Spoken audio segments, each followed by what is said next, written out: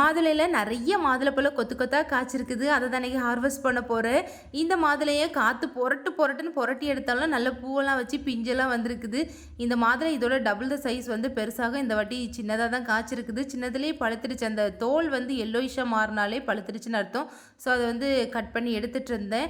இதுக்கு உள்ளுக்க வந்து ஒயிட் கலரில் தான் இருக்கும். ஏன்னா நாட்டு மாதுளை நல்லா உள்ளுக்க வெள்ளை கலரில் தான் இருக்கும்.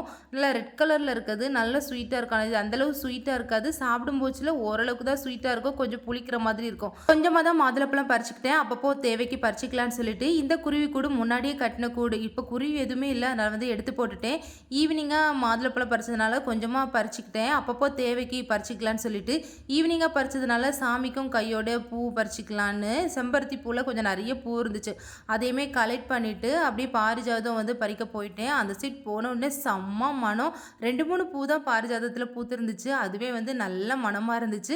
எல்லா பூவையும் பறிச்சுட்டு சாமிகிட்ட வச்சுட்டு இந்த மாதுளப்பழத்தை ஜூஸ் போட்டு கையோடையே குடிச்சிடலான்னு சொல்லிட்டு பாப்பாவுக்கு இந்த மாதுளப்பழம் ஜூஸ்னால் ரொம்ப பிடிக்கும். அவளுக்கு வந்து கொஞ்சம் நிறைய பால் சக்கரைலாம் போட்டு அவளுக்கு அடித்து கொடுத்துட்டு நான் வந்து சக்கரை எதுவுமே போடலை. அப்படியே பால் ஊற்றி அடித்து நான் வந்து அப்படியே குடிச்சிட்டேன்.